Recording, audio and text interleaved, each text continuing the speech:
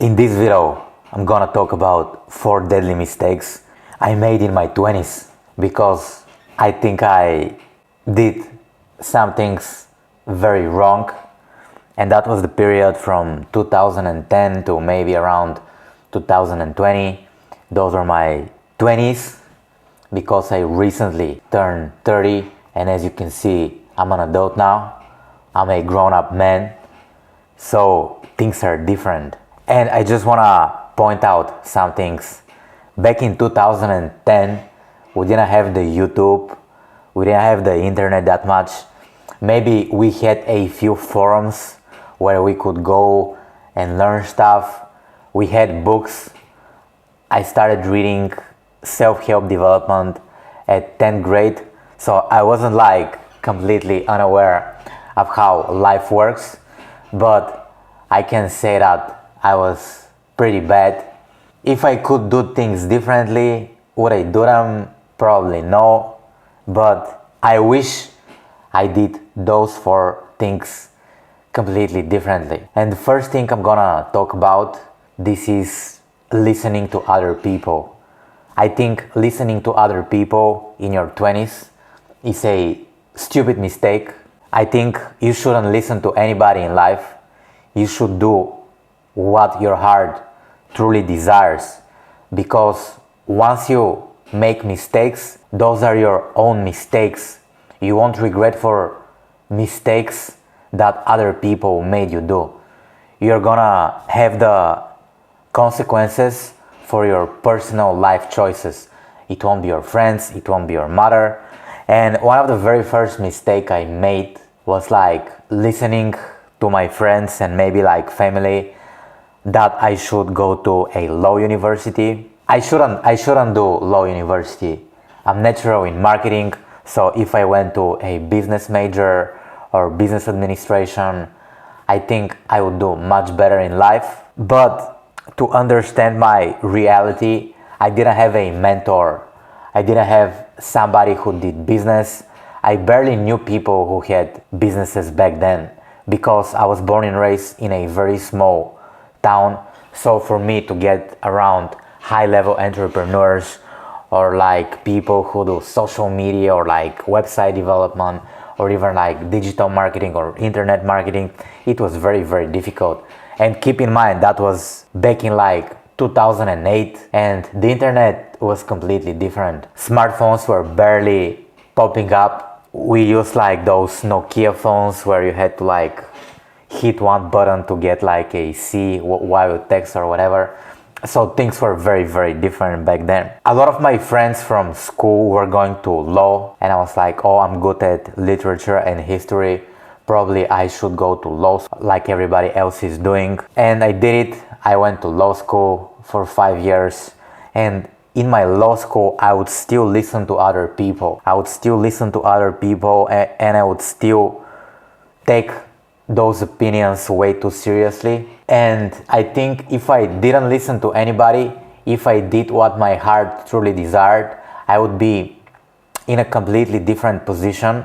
But back then I was in my early 20s and I didn't have the confidence to do things on my own.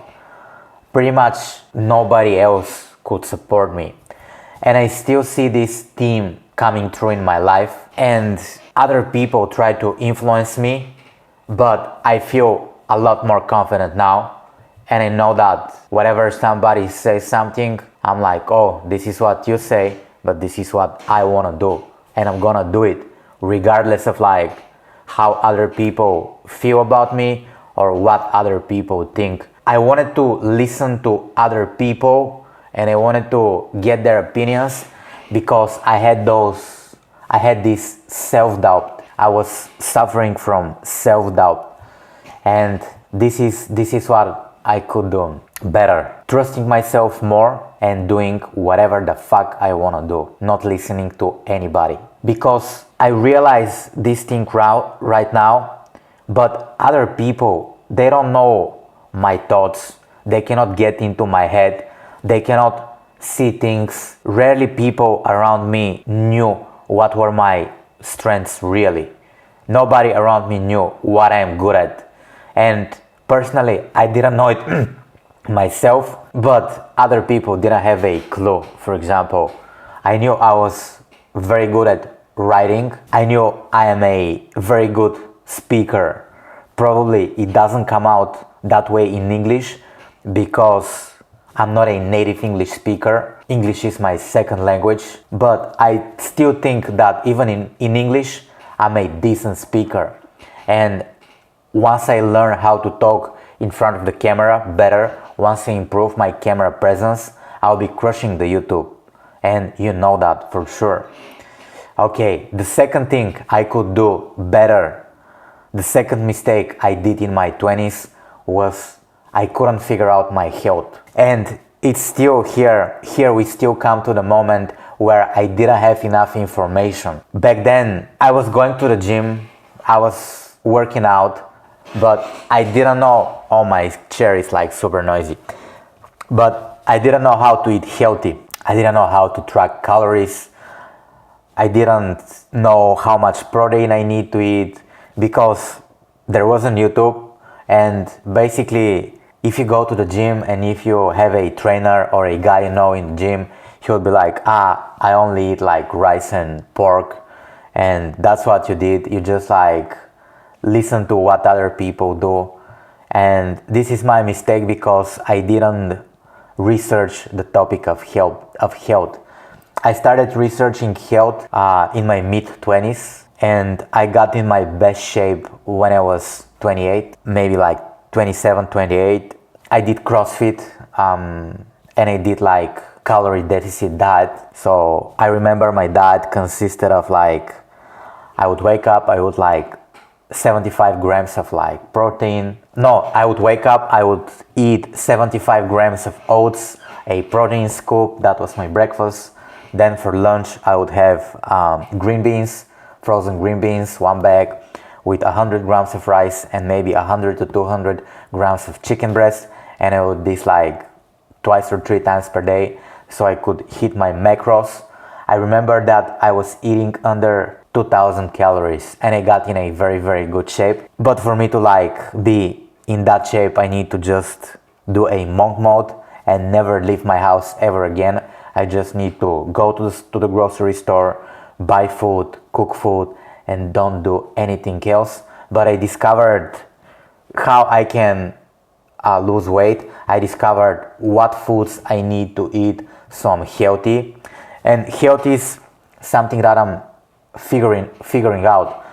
Another thing I did very well, I think, it was related to my mental health, because while I was in university, I broke up with my girlfriend and I took it very hard.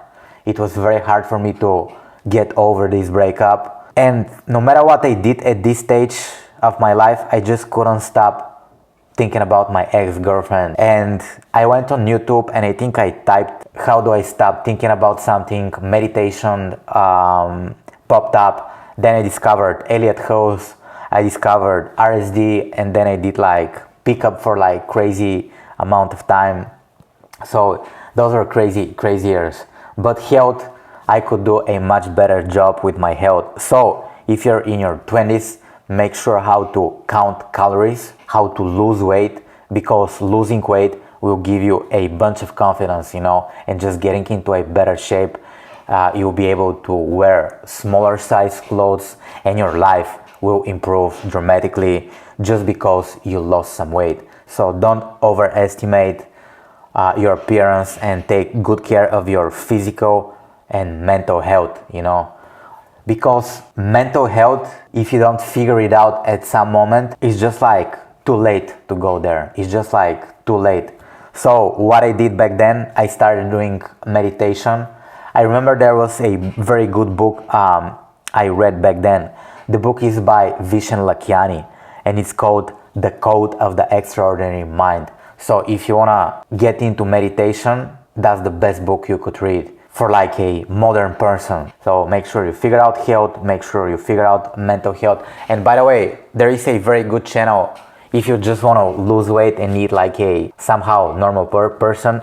I recommend you check out Greg Doucette's YouTube channel. I think this guy has the best information on losing weight. He's also gonna teach you how to prepare your meals, what to eat, how much to eat, and everything that you need. So go there and figure out your macronutrients, micronutrients, calories, protein, carbs, fats, whatever. Okay, next thing. And the third mistake I did in my 20s, I would settle for less. I thought somehow I'm not worthy of the best, and pretty much this was kind of like tied with my self-belief. But once I started doing stuff, once I started taking massive violent action, I saw that I'm worthy of the best and I always deserve the best. This didn't come like overnight. You know, for example, every job I take, I was always promoted. Once I started my marketing career, I realized that I'm natural at marketing, and I just had like a lot of success, to be honest with you. I had like a lot of success around me. I achieved everything in my life on my own. I didn't have any connections. Nobody gave me anything. It was just me. For example, when I started my business basically with a pen and a piece of paper, and I had this like old $400 laptop. I did this coming from like a third world country, and I did a lot of things right, but I didn't have the self-belief that I deserve the best. So right now, in my 30s, I'm kind of like convinced that I deserve the best. So no matter what I do, I always aim at the top. And that's just the worst standard I set for myself. If I fail at something, I wanna fail at the thing that was like highly challenging, and that would give me the highest reward, if that makes sense. So when I started my marketing career, I could make a very decent living if I did like my YouTube channel in Bulgarian, or if I got clients from Bulgaria. But I was like, no, I wanna do this on a world level. If I do something, I wanna be the top. If I am a marketing expert, I wanna be elite level. I wanna be worldwide. I don't wanna be just a marketing dude in Bulgaria. That's why when I started my channel, I was like, I'm gonna do it in English. And for me to do it in English, it's very difficult, it's very challenging, but I'm pushing my limits and I'm getting better and better, you know. And all of you American YouTubers, I'm coming. I'm coming for you. I should change this chair. It's like very noisy chair. And I think like if you aim at the top, it's just like different game. And I think that if you wanna aim at the top, the difficulty is in your thinking, you know, because you just need to shift your thinking. Pretty much the effort and the energy you're going to invest into something smaller is gonna be exactly the same. So for example, go to IKEA and just buy like a smaller shelf and buy a bigger shelf, and try putting those two shelves together, and you're gonna discover that for the bigger shelf it takes pretty much the same effort.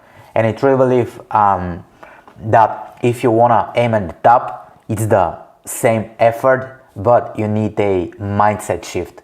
And if you have this mindset shift, then you have the belief that you can make it. If you don't have the self-belief you'll make it, you won't even start. So do I truly believe that I'll make it elite level? Maybe. I have enough belief for me to start and to commit to my dream for at least 5 to 10 years.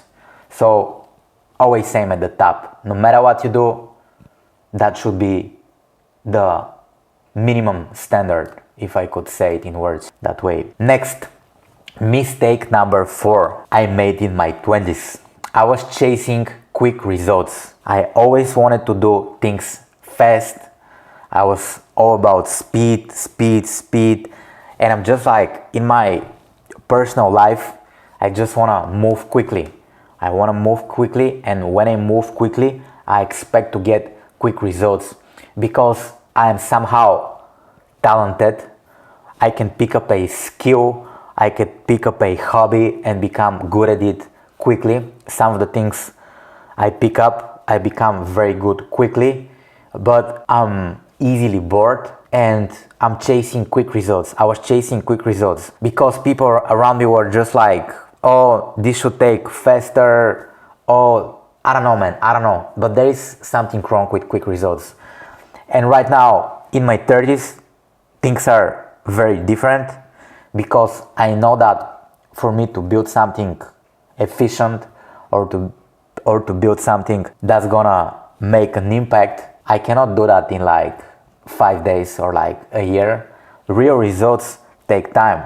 And I always remind the story of myself that I went to a law school for 5 years. 5 years of my time wasted. Obviously, I'm not a lawyer. Obviously, if you ask me a law related question, I won't be able to answer it. But for my law degree, I spent 5 years and I didn't get any result out of it. Any result. The best result would be if I'm a judge or a lawyer, but I didn't get it. So why do I believe that I can make it on YouTube in like 6 months? It's impossible. Why do I believe that I can make it in business in like 6 months, you know? I mentioned the story how I was trying to figure out my health and I was always active. In my teenage years, I did basketball, then I did fitness, I did CrossFit, now I do Brazilian Jiu-Jitsu. And just in bodybuilding, going to the gym, the best lessons about training, nutrition, and health, I learned, 10 years after starting working out. That's when I discovered that I had to eat calorie deficit. I have a friend of mine, he's doing fitness coaching, and he was like, man, you can lose the weight. All you need to do was start counting calories. And what was my initial reaction? I was like, oh, I hate counting calories. It's just like too demanding. I don't want to do it. And that was my first excuse. But whenever you make an excuse about something, there is a fear within you that's being triggered. And you need to address this fear. So I was like, okay, I'll give it a chance for like 3 months. And I think in 3 months, I lost around 20 to 25 pounds. So I completely transformed my body. And it was because I did something very consistently. And I did it every day. So I remember, I think it was 2017 or maybe 18, I don't remember. From January until March or April, there wasn't a day where I overate 2000 calories. And I'm proud of this. And I think this type of consistency and intensity, because it's like super intense, like 2000 calories is not a lot of food. It's just like, I think bodybuilding is good for one thing, because it shows what it takes to get results when you're dieting. You know, you cannot cheat the dieting. You can cheat the training, you can take steroids, but I think bodybuilding dieting is just like something that you just need to experience to see. For example, when you're doing dieting in bodybuilding, one day you don't eat your calories and it's already on the scale. Next day you go on the scale and you're up. This is how my body works. You know, God gave me brains, God gave me heart. Obviously, God didn't give me very good genetics for bodybuilding. You cannot have it all, and that's the case for me. And yeah, those were the 4 deadly mistakes I made in my 20s. My name is Nico. Make sure you subscribe to my channel. In this channel, I talk about business, wealth, and marketing. Thank you for watching, and I'll talk to you soon.